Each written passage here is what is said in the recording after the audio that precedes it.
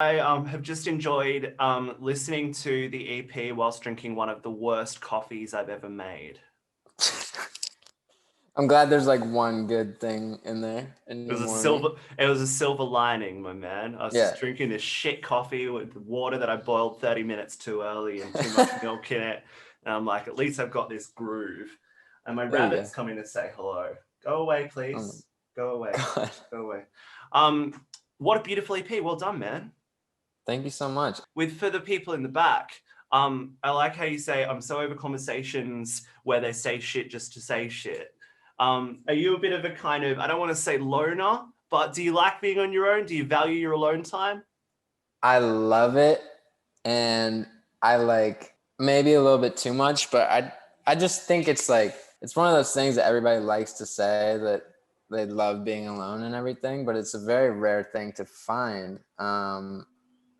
But yeah, I'm also just not a communicator. Like I'm not a big talker. I'll do everything I can to avoid it. So yeah. I kind of like that. Is that kind of why music has worked so well for you? Because you find it easier to communicate with the sung word rather than with people directly? I think it's such a like the easy, cheap way to get your point across, because it's like there's just a wall between you and the person that you're communicating with. You know what I mean? And it's not Absolutely. like I like just expressing my opinion and then, Shooting it walk up into the away. universe. Literally, it's like the cheapest and most lazy way to like whatever. I love this. Okay, Tucker, I keep looking away because my rabbit is trying to eat the internet cord, and I'm just going to put him Oh away. no. There we go. Okay, he's out of the room now. This is what I get for keeping the silly door open. Oh my God, never get a rabbit as a pet. They're little shits.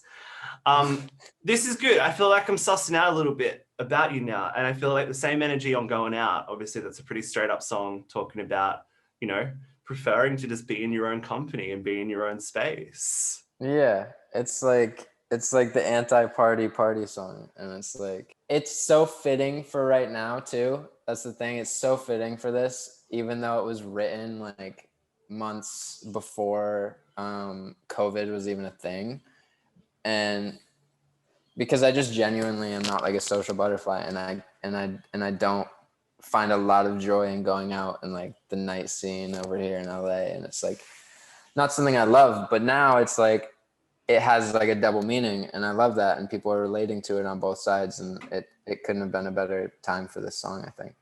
Absolutely. It's kind of lucky with some of these songs that are coming out now and finding a second meaning and relating Yeah. to the moment. But it's important that folks don't write, you know, you need to write timelessly, I suppose. And that kind of Right. sentiment is going to stick around long beyond a pandemic that shut down the clubs, right? I agree fully. When everything was open and you kind of like, did you feel like a pressure, especially in the early days of your music career, where I suppose folks wanted to, have you out and about and meeting different people and stuff? Did you feel that pressure to go out, and how did you kind of deal with those nights where you kind of had to be out and about? It's a good question. I don't think there was ever too much pressure. I think I have a team that does a lot of I think I honestly am like I can network when I need to. And like, I reach out to people and like, I'll DM artists that I want to work with. And like, I really do push myself to be that like social person, because you kind of have to be as an artist to a certain extent. But like, I have a team, and I'm lucky enough to have a team that can take care of a lot of the, communication stuff for me. So Yeah, so you don't have to do the communication part of it. yes. How do you go with those, like, first date style sort of collaborative experiences when you're working with artists that you haven't worked before, as someone who potentially isn't as social as others? How do you go with those kind of experiences? I honestly don't know if I've really tried it yet. Like, I don't, when I write, I'm in the studio and it's me and my producer.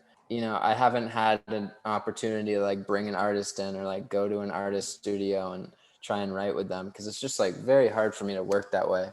And usually it's just me in the room alone. So like, collaboration is something that I do want to try, but I just haven't tried it yet. Yeah.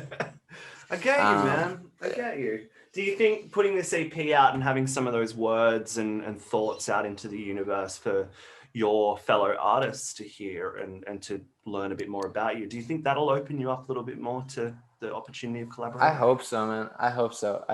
I'm starting to kind of see it already over the summer once we started releasing these singles, and like there are artists that I've been looking up to that have started to reach out, and like that definitely gives me like confidence to do it and to like, because I just have this point of view where I feel like it's either competitive or like an artist doesn't like me because I sing pop music. It's like you want to work with all these people and it's just like it's hard because I don't know. I just don't know any. I don't know. There's like a common personality trait with artists. I feel like where you wait for people to like come to you, but that's not really what I'm trying to do. It's just, You know, they all probably think the same. All the ones that you want to work with probably have the same feeling.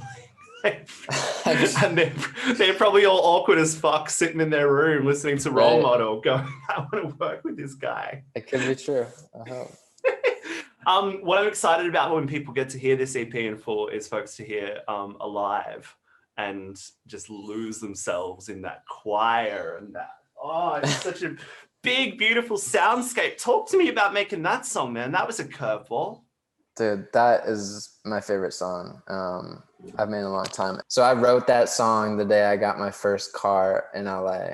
I had been Ubering and walking for the first year that I lived here, and it sounds like I'm being a little baby, but I'm not. It was like brutal. LA is one of those cities where you kind of need a car. You do. It's very spread out. And I literally like Ubered to the dealership the day I decided I wanted to get a car, and I drove the car straight from the dealership to the studio and wrote and recorded the whole song that day. I mean, it's just one of those songs that like will spill out of you. It wasn't me like thinking. It was like boom, boom, boom, boom, boom, and then recorded. And then I was like, bring that choir. Like, I want this to be a big song. Like, this was like a big moment for me. Even though it sounds so stupid, it's like, yo, you bought a car. Like, what do you... But no, it was like the biggest... It was like, honestly, one of the best days of my life. And I just had to write a song that had that feeling. And, I love that. And that's exactly the feeling you get as well. That's really interesting that it was an easy spill out kind of write, because when you listen to it for the first time, when you hit with all this massive soundscape, it feels like something that had to be finessed and really slowly made. But it was just kind of an instant write, was it? It definitely took a long time to like get it as big as it is. But because the original song that I recorded to was literally just the guitar loop. Once I wrote and recorded the song, my producer came in and it took like a couple months, but we built it up to what it is now. That's a song that I'm going to be proud of for a long time. It's like, feels amazing to like capture a really specific feeling in a song. And it's like very hard to do for everyone, but I guess that's the goal. Absolutely. As a fan and as a listener, I feel like across the 6 songs on the EP, you've done that pretty well with all 6. Yet also done something cohesive across the 6 that allows us to kind of, I sound like an English teacher at the moment, but like that allows you to really sort of like connect to your state of mind and your sort of mentality at the moment. It's a very powerful thing to do. Well done. Thank you, man. I'm really excited for people to hear this, really excited for people to dive into the world of Role Model a bit more. Great to connect, and I can't wait for the day I get to see Alive live with a 45-piece choir in Australia. I can't wait. It's going to happen. Cannot wait. I have a distinct memory of seeing Paramore live, and they did that song "Ain't It Fun." They do. I don't know if you remember that one. It was a big hit over here, and they brought out. There's this section. The bridge is like this big choir section, and they brought out a 40-piece choir on stage in Sydney, and they sang the choir bit for about 6 minutes straight, which is like 20 seconds on the record. And I kind of had the same vision when I heard Alive. That's what I'm trying to do.